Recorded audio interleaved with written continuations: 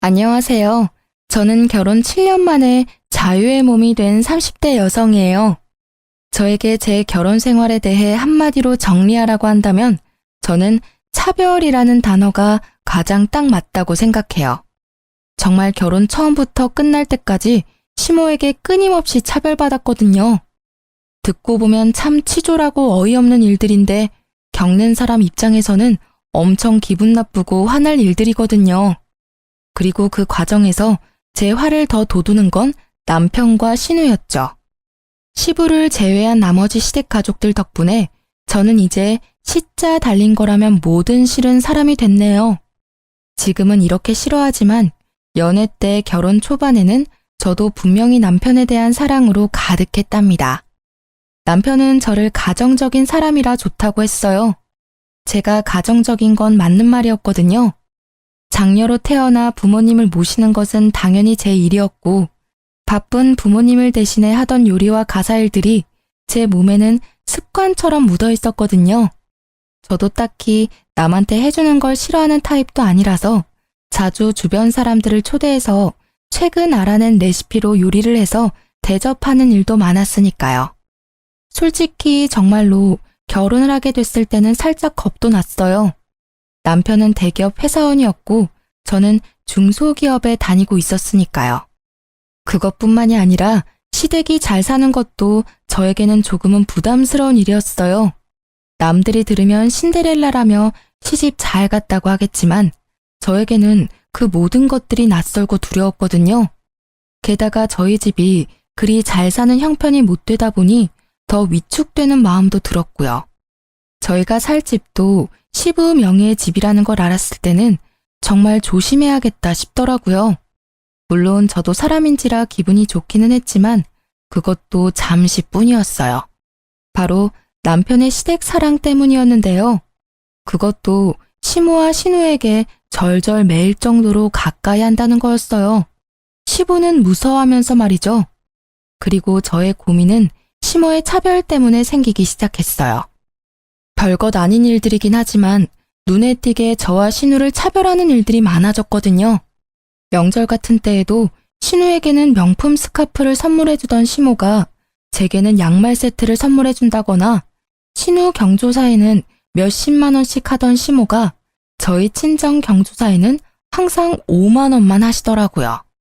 그런 일들이 쌓이기 시작하니까 나중에는 걷잡을 수 없을 만큼 앙금이 쌓이더라고요. 그리고 말 못하고 쌓여온 일들이 터지기 일보 직전에 그 일이 벌어졌죠. 그날은 아무 연락도 없이 시모가 저희 집 벨을 눌렀어요. 어머님, 무슨 일이세요, 이 저녁에? 애 아빠는 집에 있니? 네, 지금 씻고 있어요. 저는 이때 출산한 지 100일도 되지 않은 상황이었어요. 당연히 손님을 맞을 준비는 되어 있지 않았고 하물며 시모를 맞을 준비는 더더욱 되어 있지 않았죠. 시모는 거실에 앉아 있고 저는 아이가 있는 안방에 들어가 아이를 안고 밖으로 나왔어요. 하지만 시모는 손주에게는 눈길도 주지 않은 채 TV만 보시더라고요. 남편이 나오자 그제서야 시모는 고개를 돌렸어요. 당분간 너희 집에서 지낼 생각인데 괜찮지? 나 네 아버지랑 싸웠어. 지긋지긋한 영감탱이. 늙으려면 곱게 늙을 것이지 어째 나이가 들수록 꼬장꼬장해지는지 몰라? 아버지랑 무슨 일 있었어요? 몰라. 네 아버지 얘기는 꺼내지도 말어. 나도 곧 집을 구해서 나갈 거야.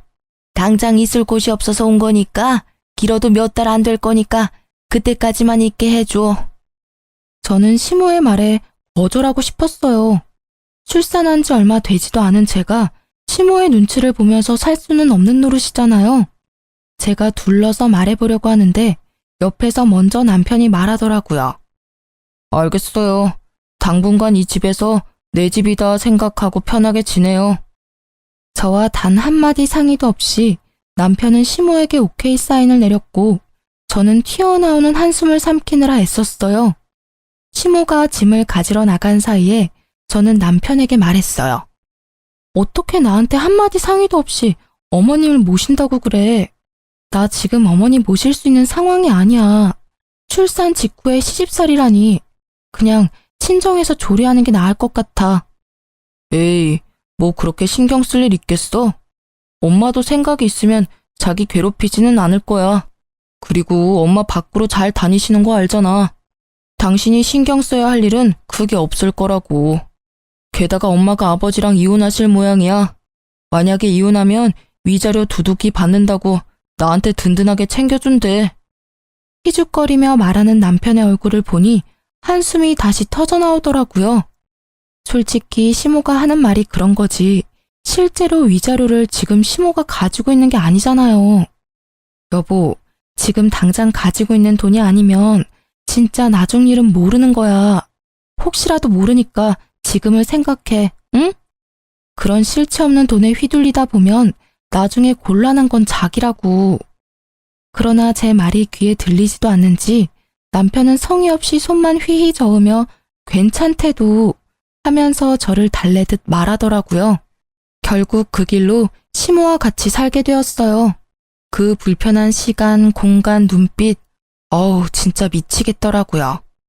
애 젖먹이는 것도 눈치 보며 먹여야 하고 화장실 가는 것조차 내 맘대로 못 가는 상황이 지속됐죠.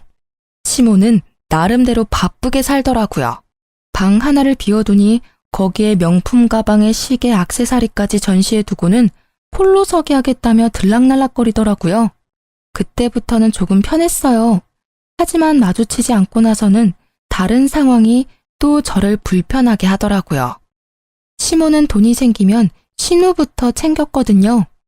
솔직히 저도 제 가족부터 챙길 것 같긴 해요. 그런데 우리 애한테는 진짜 눈길 한 번을 안 줬거든요.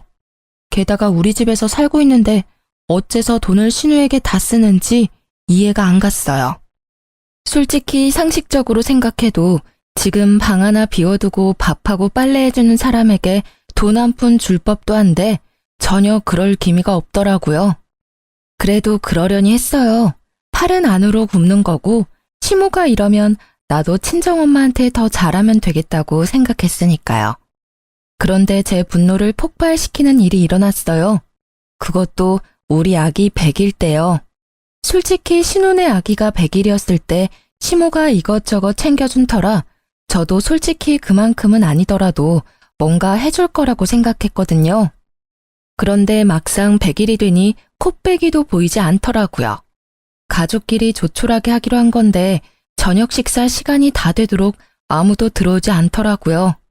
기다리다 지쳐 그냥 나라도 애 100일 챙겨줘야겠다 싶어 냉장고 문을 열었어요.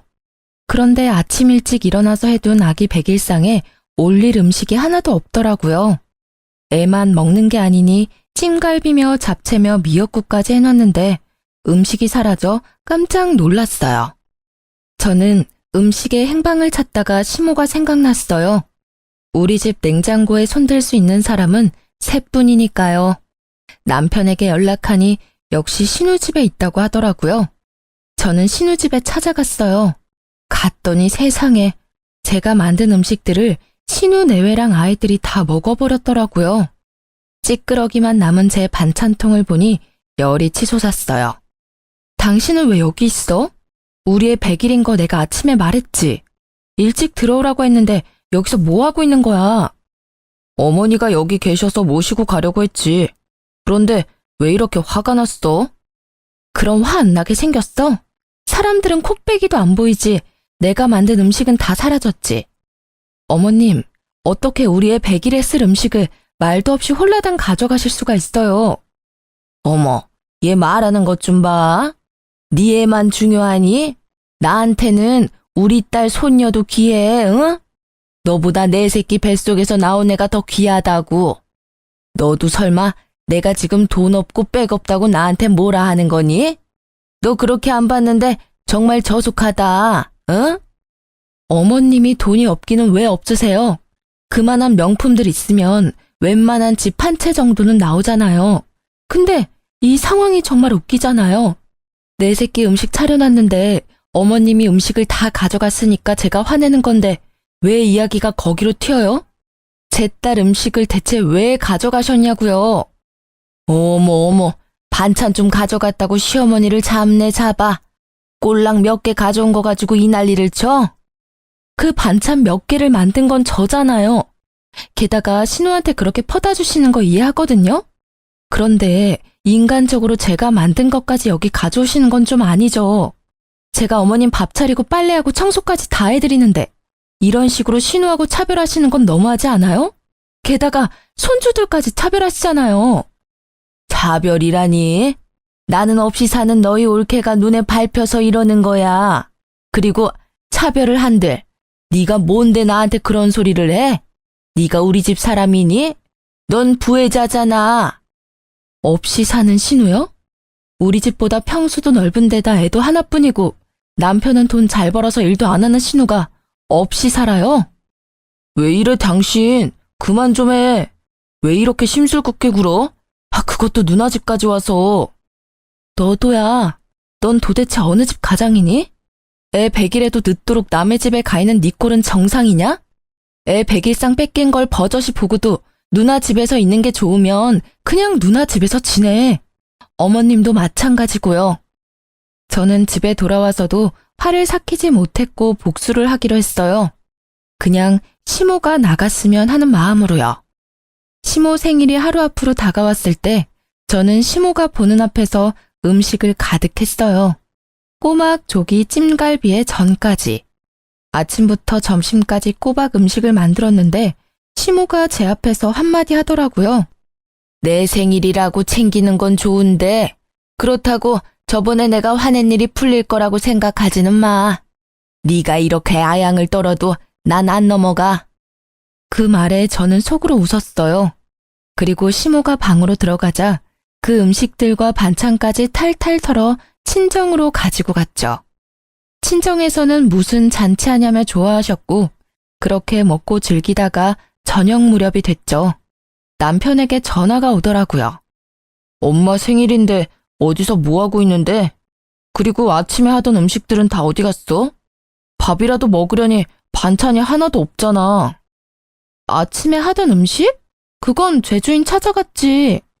친정에 갖다 주려던 거였어. 집에 반찬 없으면 시켜 먹어. 당신 그걸 지금 말이라고. 됐고 빨리 들어와. 엄마 지금 쫄쫄 굶고 계시거든. 그러니까 시켜 먹으라니까. 나 오늘 늦게 들어갈 거야. 아니, 아무리 그래도 시어머니 생일에 생일상도 안 차리는 며느리가 어딨어? 내 새끼 생일 음식 가져간 사람이 누군지 잊었어? 다들 자기 가족만 챙기는데 나도 내 가족 좀 챙길게. 뭐가 나빠? 그니까 나 찾지 말고 가족끼리 오붓하게 지내. 나도 가족끼리 오붓하게 지낼게. 저의 빈정거림에 남편이 먼저 전화를 끊었더라고요. 그러면 누가 무서워할 줄 알았나 봐요. 저는 실컷 놀고 저녁 늦게 집에 들어갔어요. 시모가 깨어있더라고요. 저를 보더니 역시나 한 소리 하셨죠. 시모 생일도 안 챙기는 며느리가 여길 왜 들어와? 어이구, 내가 복이 없는 년이지. 생일에 미역국도 못 먹는 내가 무슨 복이 있어. 내가 전생에 뭔 죄를 지었길래 이런 생각 없는 며느리가 집에 들어왔나 몰라? 어머님, 섭섭해하지 마세요. 어머님이 하시는 대로 그대로 제가 해드렸잖아요. 그리고 전생의 죄는 제가 지었겠죠. 제가 해놓은 음식이며 물건이며 싹 다 누가 가져가는 팔자라니. 도대체 무슨 죄를 어떻게 지었길래 매번 이렇게 남 좋은 일만 하나 모르겠네요. 그쵸? 한껏 빈정거리는 제 말에 시모는 부들부들 떨며 말을 잇지 못하더라고요. 이렇게까지 하고 싶은 생각은 없었는데 아침에 시모에게 들은 말 때문에 화가 나서 말이 막 나와버리더라고요. 그런데 그 뒤로 음식이나 물건을 신우에게 가져가는 일은 없어졌어요. 그렇지만 매번 자기가 위자료 받으면 너한테는 절대 못 준다며 중얼거리더라고요. 저는 솔직히 그깟 돈 필요 없으니 빨리 우리 집에서 좀 나가줬으면 좋겠다는 생각만 들었죠. 그렇게 시모와 싸우고 한 달쯤 지났을 때 시모가 저와 남편을 불렀어요. 내가 가만히 생각해보니 며느리가 주는 눈칫밥도 이제는 먹고 싶지 않고 이래저래 억울한 일이 많으니 이 집에서 나가 새로 거처를 마련할 생각이다. 그러니 내가 들어갈 곳의 전세금을 너희가 마련해. 시모의 그 말에 저는 어이가 없어서 입이 떨어지지도 않더라고요. 어느 정도 생각하고 있으세요? 못해도 1억은 너희가 해줘야 되지 않겠니? 혼자 살아도 제대로 된 곳에 들어가려면 그 돈도 모자라긴 하지만. 어머님, 그럴 필요가 뭐 있겠어요? 차라리 그냥 집에 돌아가시는 게 괜찮을 것 같은데요. 솔직히 각방 쓰는 거나 별거나 뭐가 달라요? 이번 기회에 가서 이혼 결정 지으면 될 것 같은데. 난 그 집엔 절대 안 들어가. 내가 미쳤니? 그 양반이랑 다시 얼굴 마주하게? 그럼 아가씨 댁은 어떠세요? 어머님이 많이 좋아하시고 또 편해하시잖아요. 그쪽으로 가면 딱 좋을 것 같은데요. 없이 사는 딸 신세 망칠 일 있니? 어떻게 딸 집에 들어가서 살아? 신우가 왜 없이 살아요? 우리보다 집 평수도 넓고 돈도 우리보다 더 많이 벌잖아요. 우리 집에 있기 싫으시면 아가씨 집도 괜찮죠. 내가 아니라 네가 싫은 거겠지. 왜? 한 달에 방값이라도 줘? 월세라도 내야 하니? 내가 내 아들 집에 와서 살면서 꼭 그렇게 해야 해? 월세 주실 생각은 있으셨어요? 그냥 아가씨 댁에 가세요. 저희 1억 없어요. 내가 너희 돈 떼어먹는 데니? 웃겨 진짜. 네 시아버지한테 위자료 받으면 나도 다 줄 거야. 시모는 그렇게 말했지만 그 돈이 하늘에서 뚝 떨어질 리가 없잖아요. 저는 육아휴직, 남편 혼자 버는 데다가 저축해놓은 돈도 많이 없는 상황에서 저는 반대할 수밖에 없었어요. 조금만 시간을 줘봐요. 돈을 마련할 방법이 있는지 좀 알아볼게요. 반대하려는 저를 말린 건 남편이었어요. 무슨 생각이 있어 이러나 보다 싶어 방에 들어갔을 때 물어봤어요. 당신이 무슨 돈이 있어서 해드린다는 거야? 진짜 해드릴 거야? 그냥 시간 끌기야. 대놓고 안 된다 말 못하잖아. 그 사이에 누군가는 해결해 주겠지. 남편 말은 그냥 이 상태 그대로 지켜보자였어요. 저는 빨리 나갔으면 해서 좀 실망했지만 이해하려고 했어요. 그런데 그날 이후 시모의 명품 쇼핑이 심상찮더라고요. 무슨 돈이 생겨서 저러나 싶었는데 신우가 좋나 보다 했었거든요. 시부와 살 때도 명품 쇼핑을 자주 했던 터라 별 신경 쓰지 않고 있던 저는 며칠 뒤 깜짝 놀라고야 말았어요. 제 자산관리 어플에 제가 쓰지도 않는 카드 내역과 카드론 내역이 있었거든요. 처음에는 오류인가 싶었는데 아니더라고요. 그 카드는 제가 만들어서 초창기에 조금 쓰다가 최근에는 쓰지 않고 내버려둔 카드였어요. 더 좋은 혜택의 카드가 나와서 그걸 그냥 둔 것인데 그게 왜 사용됐는지 알 길이 없었어요. 저는 부랴부랴 카드부터 찾았어요. 그런데 본래 있어야 할 자리에 카드가 없더라고요. 혹시나 싶어 저는 카드사에 들어가 쓴 내역을 훑어봤어요. 그리고 그 카드가 시모 손에 있다는 걸 알게 됐어요. 시모가 산 가방이 카드 내역에 떡하니 찍혔더라고요. 저는 뒤통수를 한 대 맞은 기분이었어요. 이 얼얼한 배신감. 이 카드를 시모가 뒤져서 가져갔을 리는 없고 분명히 남편이 찾아서 줬겠죠. 기다려보라더니 이 꼴을 보게 하려고 기다리라고 했나 싶었어요. 카드는 한도 끝까지 사용한 상태고 카드론도 1,000만 원 가까이 받았더라고요. 저는 열이 받아서 시모를 찾아 신우집까지 갔어요.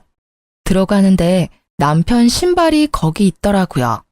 이놈은 또 여기 왜 와 있는지. 그치만 잘 됐다는 생각이 들었어요. 한 번에 싸잡아 추궁할 수 있으니까요. 저는 시모에게 가서 말했어요. 어머님, 제 카드 돌려주세요. 무슨 카드? 난 몰라. 네 카드를 왜 내가 가지고 있어? 그래요? 알겠어요. 저는 시모의 말에 당장 폰을 들어 어디론가 전화를 걸었어요. 네, 안녕하세요. 카드 정지하려고 하는데요. 네, 모르는 사람이 카드를 쓰고 있어요. 도둑 맞았나 봐요. 제가 내용을 다 말하기도 전에 시모가 제 전화를 획 뺐더라고요. 왜 네 맘대로 카드를 정지해? 어머님은 모르신다면서요. 그리고 제 카드 제가 왜 정지를 못 시켜요? 어머님이 가져가신 게 맞잖아요. 이번에 나온 카드비 어떻게 정산하실 거예요? 제 말에 시모는 남편을 쳐다보더라고요. 저는 옳다구나 싶었어요. 넌 왜 내 카드 훔쳐서 어머님한테 드렸어? 도둑이니? 그리고 주고 싶으면 네 카드 주지 왜 남의 카드를 주고 난리야? 좀 그만해. 그깟 카드 얼마 썼다고 여기까지 와서 이 난리야? 그 금액이 얼마가 됐던 가족끼리 이러면 안 되지. 최소한 예의라는 건 있어야 할 거 아니야? 말 한 번 잘했다. 네가 말한 그 예의에 남의 카드 훔쳐가는 건 잘못 아니야? 이 집구석에서 내가 차별받은 게 한두 번이 아니었는데 이건 상황이 다르잖아. 그 카드값 못 갚으면 내가 어떻게 되는지는 알아?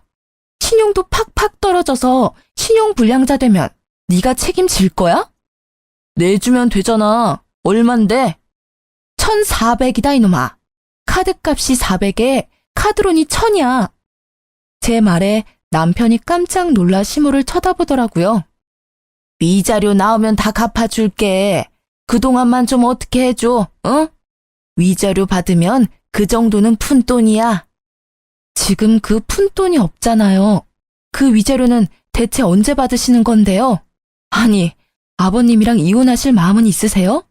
실체도 없는 돈을 믿고 이렇게 큰 돈을 쓰시면 그걸 갚아야 하는 사람은 어떻게 되는데요? 지금 당장 메워야 하는데. 옳게, 너무한 거 아니야? 엄마가 어련히 알아서 쓸 때 썼겠지. 쓸 데 없는데 돈 쓰고 막 그럴 리 없잖아. 시어머니한테 그 정도도 못 해주는 거야? 거드는 시누의 말에 저는 열이 한 단계 더 올랐어요. 그런데 머리는 더 차분해지더라고요. 그럼 아가씨가 카드값 내시면 되겠네요.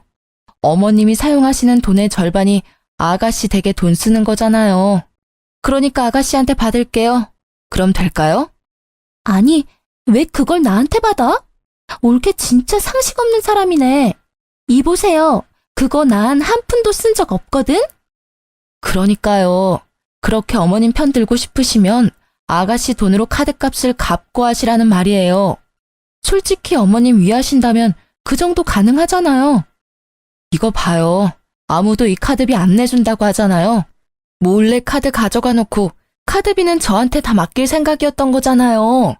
그 말에 아무도 대답을 못 하더라고요. 저는 진짜 화가 너무 났어요. 카드를 준 남편도, 카드를 쓴 시모도, 카드로 혜택을 본 신우도. 저는 좋은 생각이 났어요. 이때쯤에는 2판 4판이고 이혼을 생각하고 있었기에 그냥 막 나가기로 했거든요. 어차피 긁은 사람은 어머님이시니까 어머님이 카드값 갚도록 할게요.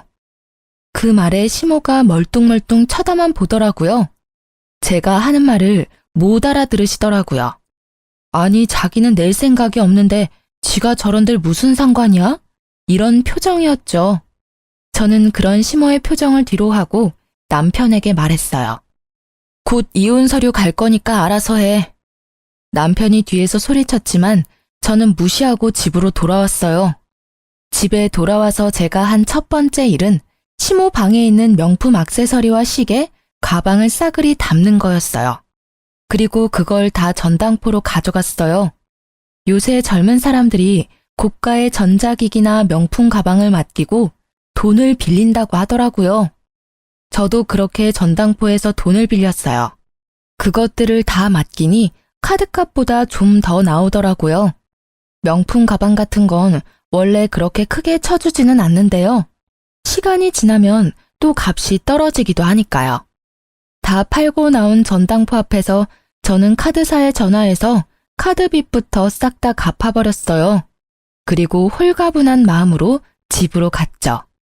집에 갔더니 시모가 흥분해 있는 상태더라고요. 이제껏 이런 모습은 본 적이 없을 정도로요. 그 모습을 만든 게 저라는 사실에 참을 수 없이 통쾌해서 웃음이 났지만 꾹 참았어요. 너 미쳤니? 미치지 않고서야 어떻게 남의 물건을 가져다가 함부로 팔 수가 있어? 내 물건 다 어디 갔어? 어디 갔냐고? 걱정 마세요. 그 물건들 다 전당포에 맡겼어요. 그리고 받은 돈으로 카드값 다 갚았고요. 1,400만 원 들고 가시면 그대로 찾을 수 있을 거예요. 다행이죠? 최소한 다시 되돌려 받을 수는 있으실 테니까요. 뭐? 이 피도 눈물도 없는 년, 어떻게 그걸 다 가져가서 맡길 수가 있어?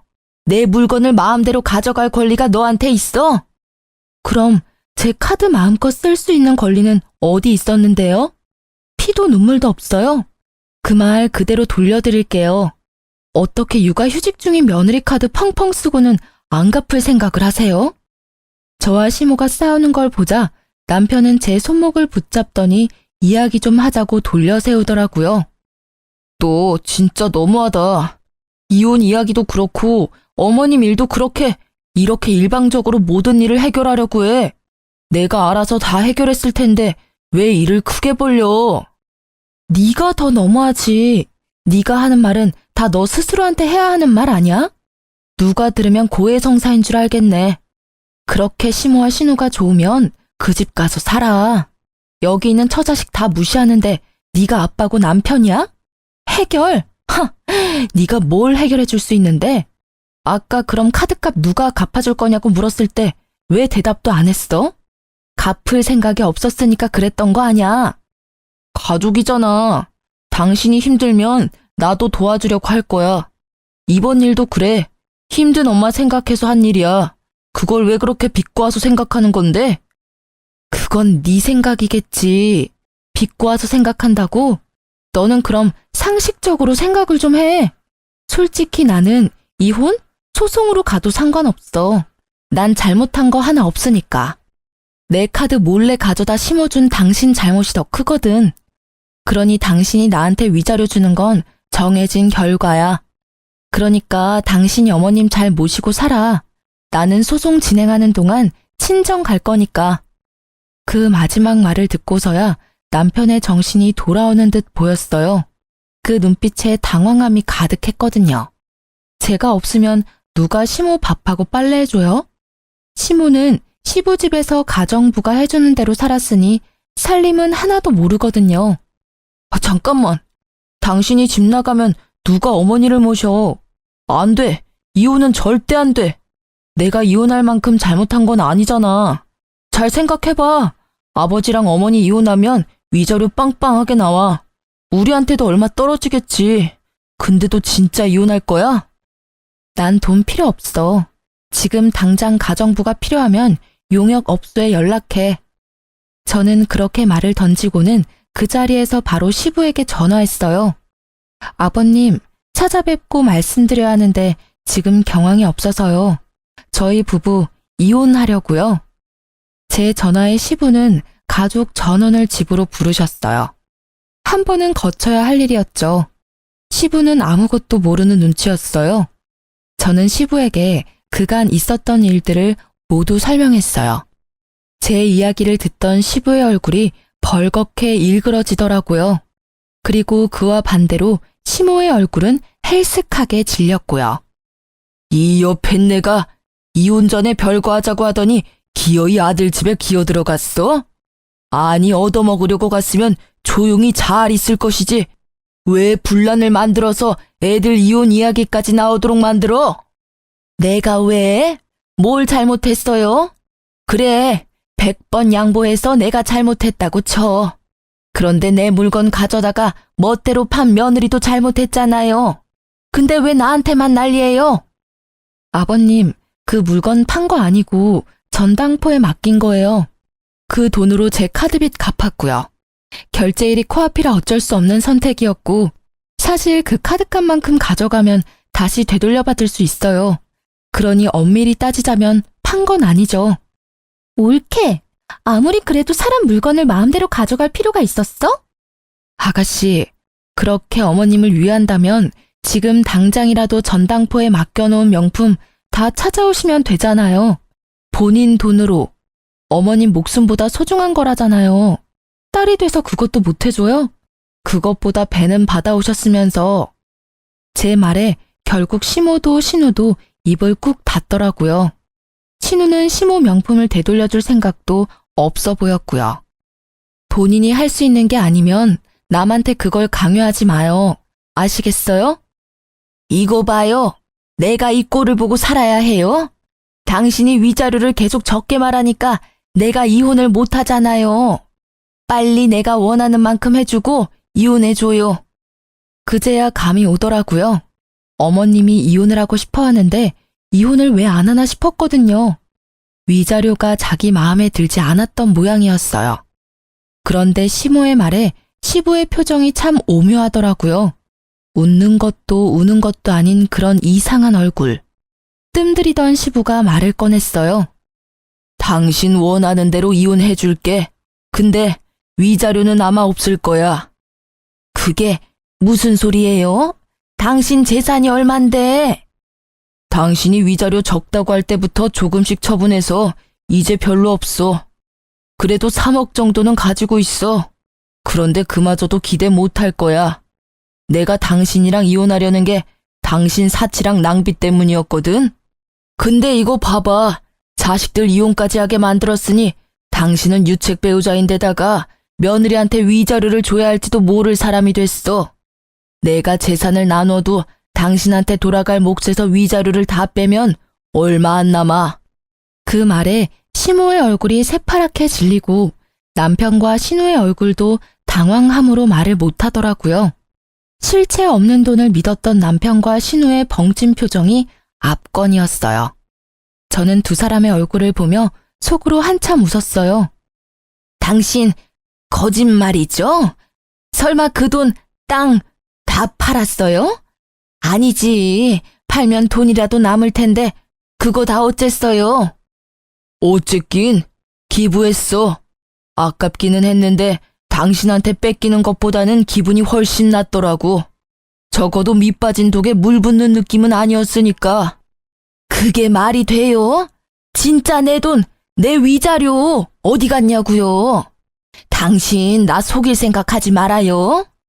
뭐? 나한테 돈 맡겨놨어? 왜 맨날 내 얼굴만 보면 돈 타령이야? 내가 번 돈 집에서 펑펑 쓰기만 하고 한 푼 모아놓은 것도 없는 주제에 어디서 돈돈거려? 나도 위자료는 받아야죠. 어떻게 이렇게 사람 뒤통수를 칠 수가 있어? 싸우는 시부모를 보며 저는 제가 있을 곳이 아니라는 생각에 집에 가려고 현관으로 나왔어요. 그런데 그때 남편과 신우가 제 뒤를 쫓아와 구두를 신으려고 하더라고요. 딱 보니 시모 버리고 도망가려는 꼴이더라고요. 그렇게 가족사랑 어쩌고 하더니 어머님 돈 못 받을 것 같으니까 도망치는 거야? 진짜 뻔뻔들하다. 마지막 정도 뚝 떼줘서 너무 고마워. 당신 하는 거 보니 나 늙어서 쓸모없어지면 어떻게 행동할지 딱 보여. 이혼하는데 망설임까지 가져가줘서 고마워. 빈정거리는 제 말에 남편은 얼굴만 벌겋게 된 채 말도 못했고 신우는 모르는 척 하더라고요. 나중에 들으니 시모는 결국 빈털터리로 내쫓기게 됐고 전 남편은 집을 시부에게 반납하고 시부 집에 들어가 살게 됐다고 하더라고요. 이후 저는 합의로 이혼을 잘 마무리하게 됐어요. 소송으로 갈 줄 알았는데 합의가 된 이유는 시부 덕분이었어요. 남들 눈을 많이 신경 쓰시는 분이었거든요. 저는 그 이후로 시자가 달린 건 진절머리가 나서 가까이 하고 싶지도 않더라고요. 그래서 연애도 하지 못하고 있는 중이죠. 시부에게 받은 돈과 위자료로 받은 돈을 합치면 지방에 방 하나 전세받을 정도는 돼서 지방 내려가려다가 아픈 친정아버지 때문에 친정에서 지내기로 했어요. 손주가 있으니 집안 분위기는 더 좋아졌죠. 이혼한 지 3년이 지났을까요? 그해 가을 추석을 앞두고 친정아버지의 지병 때문에 아버지를 모시고 병원을 방문하게 됐어요. 그리고 그곳에서 전 시모와 전 남편, 전 신우와 마주쳤어요. 상대방은 우리가 온 건지도 모르고 싸움에 한창이더라고요. 듣고 싶지는 않았으나 들려오는 대화를 유추해보니 전 시모가 위암에 걸려 입원해야 하는데 둘 다 자기가 못 모신다며 서로 떠넘기고 있었어요. 신우는 자기 혼자 사는 집이 아니라 돌볼 수 없다고 하고 전 남편은 시부가 싫어해서 모실 수 없다고 하더라고요. 그 사이에 끼인 시모의 표정이 피곤과 절망으로 절어있는 게 한눈에 보이더라고요. 그걸 보지 못한 채 두 남매는 싸우기에 급급했어요. 아니, 누나가 더 많이 받았잖아. 나는 엄마 때문에 이혼까지 했다고. 그것만 아니었으면 봐줄 사람도 있었겠지. 내가 뭘 더 받아? 얘 웃기는 소리 하고 있네? 게다가 이혼한 건 네 잘못이지 왜 남한테 뒤집어 씌워? 결혼 전에는 나보다 네가 더 많이 엄마한테 받지 않았어? 내가 월세 내잖아. 매달 내는 것도 얼마나 많은지 알아? 얼마 안 되는 월세 내주면서 나한테 생색내는 거야? 그럼 월세 앞으로 내가 낼 테니 네가 엄마 돌보면 되겠네. 전 시모는 두 사람을 피해 조용히 대기석으로 와서 앉더라고요. 바로 저희 옆자리였는데 저희는 신경을 쓰지도 못하더라고요. 그때 친정아버지가 한 말씀 하셨어요. 너 이혼한 거 참말로 잘한 짓이다. 저런 집구석에 있었으면 저 시모 간병은 너 혼자 다 했을 팔자 아니냐? 그랬을지도 모르죠. 근데 지금은 저 집 식구 아니잖아요. 그제서야 시모는 저희를 눈치챈 듯 하더라고요. 순간 깜짝 놀라던 얼굴이 곧 팔짱을 낀 아버지와 저를 보더니 부러움으로 물들어가는 게 보였어요. 큰 병 얻은 건 유감입니다만 긴 병에 효자 없는 거 아시지요? 본인 앞날은 본인이 잘 챙겨야 하겠네요. 친정 아버지의 말에 전 시모가 눈시울을 붉게 적시며 말하더라고요. 그러게나 말이에요. 내가 무슨 짓을 했는지. 며느라가 내가 참 잘못했어. 내 배 아파 낳은 자식들이 아픈 엄마 안 돌보려고 싸우는 걸 보니 이 세상 헛살았다는 생각밖에 들지 않아. 네가 있었으면 이런 비참한 꼴도 당하지 않았을 텐데. 누구든 그 집에 며느리가 있으면 며느리만 죽어났겠죠. 그렇게 애지중지 자식들만 챙기면 뭐해요? 인간들이 돈 없는 엄마는 이제 엄마로도 안 보는데. 마음을 좀 더 곱게 쓰셨으면 애초에 며느리 차별을 안 했으면 낙동강 오리알 신세는 면했을지도 모르죠. 그래, 다 내 잘못이고 다 미안해. 너 우리 아들이랑 다시 결혼해서 날 돌봐줄 수 없겠니? 이러다 진짜 요양병원에 죽을 때까지 갇혀 지낼지도 몰라. 시모의 말에 먼저 반응한 건 친정 아버지였어요. 끔찍한 소리 그만하세요. 이게 무슨 경우 없는 소리입니까? 예? 남의 귀한 딸 데려가서 흠집 내놓고 만신창이 만든 거 사과는 못할 망정 이제와 제 몸 아프다고 우리 딸한테 수발 들라고 하는 게 말이 되냐고요. 세상에 어이가 없어서. 그쪽 집안에서는 우리 딸이 눈에 못 미쳐도 우리 집에서는 곱게 자란 귀한 딸이라고요. 사람이 염치라는 게 있으면 말이야 저런 소리를 하지 말아야지. 아프다는 걸 핑계로 어떻게 내 귀한 딸한테 말도 안 되는 요구를 할 수 있어요? 인간이 덜 됐지. 지금 시대가 어느 때인데 며느리한테 병수발을 시켜? 아니, 그걸 이유로 재혼을 하라니 말이 되는 소리를 해야 말이지. 친정 아버지의 분노가 하늘을 찌르더군요. 제가 처음에 이혼했다고 했을 때는 죽어도 그 집 귀신이 되어야 한다며 저에게 한 소리 하시던 아버지였지만 아버지도 시모의 말에 버럭하시고 말았던 거예요. 제게 들었을 때는 과장된 부분이 있을 거라고 생각하셨던 것 같아요.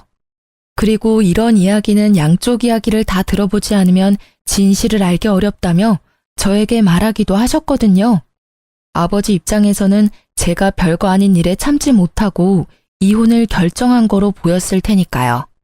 그런데 직접 만난 시모의 생각보다 더 뻔뻔함에 아버지도 제가 한 말들이 모두 거짓이 아니라 진실이라는 걸 알게 되셨어요. 우리 딸 절대로 다시 못 줘요. 내 눈에 흙이 들어가도 안 됩니다. 저런 집구석에 들어가서 평생을 수발 들라고 할 거면 아예 우리 집에서 처녀 귀신으로 죽게 만드는 게 낫겠소. 결국 아버지의 호통에 시모는 말을 더 이상 잇지 못했어요. 그리고 아버지의 큰 소리에 피가 나도록 싸운 두 남매가 저희 존재를 눈치채고 가까이 다가왔어요. 오랜만이네. 엄마가 또 무슨 이야기 했어? 병수발 들어줄 사람 없다고 나더러 당신이랑 재결합하래. 그 소리에 우리 아버지가 버럭하셨고. 그 말에 전 남편의 얼굴이 확 일그러지더라고요. 당신이랑 아가씨, 어머님 말이라면 죽는 신용이라도 하는 사람들이었잖아. 그렇게 죽고 못 살게 애틋하던 사이였는데 이제는 그런 것도 없나 봐. 서로 안 모시려고 피 터지게 싸우는 거 보면. 그런 거 아니야. 우리도 다 사정이 있어서 그런 거고. 그래, 그렇겠지. 이야기 다 들었어. 아버님 재혼하셨다면서? 그 사이에 자식도 있었다고 하던데. 어머님 위자료도 날아가고 이번에는 상속도 날아갈 판이잖아. 그러게, 내가 뭘 했어? 실체도 없는 돈에 휘둘리지 말라고 했지? 분명히 받을 수 있는 돈이었어. 그리고 액수는 크지 않지만 위자료를 받기도 하셨고.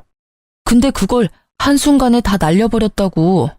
아니, 어떻게 지금 이렇게 살면서도 그 명품에 대한 욕심을 못 버리는 거야? 누나도 나도 불안하니까 카드나 현금을 못 주는 거야. 저번에도 내 카드로 쓴 돈 생각하면 진짜. 들어보니 시모가 저한테 한 것처럼 전 남편에게도 그대로 했던 것 같더라고요. 그렇죠. 자기가 당해보면 그게 얼마나 짜증나고 열받는 일인지를 여실히 알게 돼요. 지금 전 남편처럼요. 당해보니까 잘 알겠지? 내가 그 당시에 어떤 마음이었는지. 지금에 와서 꺼낼 이야기는 아니지만 말이야. 지금이라도 그 열받는 기분을 당신이 알게 돼서 참 기쁘다. 나만 알고 있기엔 너무 화나는 일이었거든. 제 말에 전 남편은 그저 찡그린 얼굴로 답을 하지 않더라고요. 입이 있으면 뭐해요? 할 수 있는 말이 없잖아요. 구구절절 제가 하는 말이 다 맞았으니까요. 게다가 시부는 그 내연녀와 자식에게로 재산을 모두 옮겨놨다고 하더라고요. 전 남편과 신우는 시모를 데리고 다시 나가더라고요. 그래도 남매가 같이 시모를 모시고 온 걸 보면 시모도 그렇게 자식 농사를 망치진 않았다고 생각했어요. 그런데 몇 달 후에 들린 소식을 들으니 제 생각이 잘못됐다는 걸 알게 됐어요. 두 사람은 참 끝까지 자기들 생각만 했고 시모는 자식을 잘못 키운 벌을 받았더라고요. 그렇게 애지중지 며느리랑 차별해가며 잘해준 자식 둘에게 버림받고 외면당한 시모가 요양병원에 들어갔다고 하더라고요. 전문병원에서 치료받아야 하는데 연세가 많다는 핑계를 대며 적극적인 치료를 피한다는 이야기를 들으니 딱하기도 하고 자기 묘자리 자기가 팠다는 생각도 들더라고요. 그 이후로 그 사람들의 소식을 들은 적은 없어요. 솔직히 더 이상 관여하고 싶은 생각도 없고요. 지금 저는 그 어느 때보다도 충만하게 하루를 보내고 있거든요. 처음에 이런 이유로 이혼을 했을 때는 내 인생에 내가 잘못된 줄을 그어버린 게 아닌가 하는 그런 생각도 들었었거든요. 내가 잘못된 선택을 한 건 아닐까, 좀 더 참았더라면 더 나은 미래가 그 어디쯤 있었을까 하는 생각이요. 그런데 만약 제가 이혼을 하지 않았다면 저라는 사람은 망가졌을지도 모른다는 생각을 해요. 그리고 이혼이라는 게 나쁜 것만은 아니라는 생각도 들고요. 연애는 둘이서 하는 거지만 결혼은 온 집안이 하는 거잖아요. 그만큼 맞춰야 하는 사람도 많을 수밖에 없고요. 제가 무조건 양보하면 저는 실속 없이 모든 걸 뺏길 수밖에 없고, 제가 무조건 가지려 하면 다른 사람으로부터 배척당할 수밖에 없잖아요. 그 밸런스를 맞추는 일이 그리 쉬운 일은 아니니까요. 솔직하게 말해서 다른 가족 구성원과 트러블이 있더라도 남편이 제 몫을 다해 저와 소통해준다면 굳이 헤어질 필요까지는 없었을지도 몰라요. 하지만 저 같은 경우에는 시댁 구성원들은 거의 다 저를 밀어내는 상황이었으니까요. 이럴 때는 과감하게 행동하는 것도 나쁘지는 않다고 생각해요. 현실적인 문제가 있지만 그것이 나의 정신적인 고통과 과도한 스트레스를 포기할 만큼의 문제는 아니라는 생각도 했으니까요. 그 당시 저에게는 나부터 살고 봐야지라는 이기적인 마음이 있었지만 아무도 저를 위해주지 않는 그곳에서는 저라도 저를 챙길 수밖에 없었어요. 그리고 그 결과 저는 새로운 삶을 살고 있는 거죠. 예전만큼 풍족하진 않아도 제가 하고 싶은 걸 하고 제가 하기 싫은 건 하지 않는 생활만으로도 마음이 편하고 만족스러워요.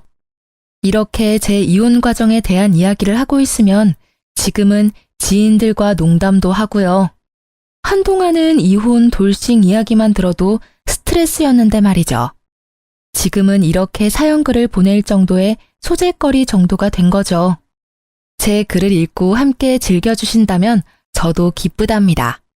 이렇게 긴 글을 쓰는데 어색한 점도 있었지만 함께 나누고자 하는 마음으로 써보았어요. 읽어주신 분들 모두 감사의 마음을 전합니다.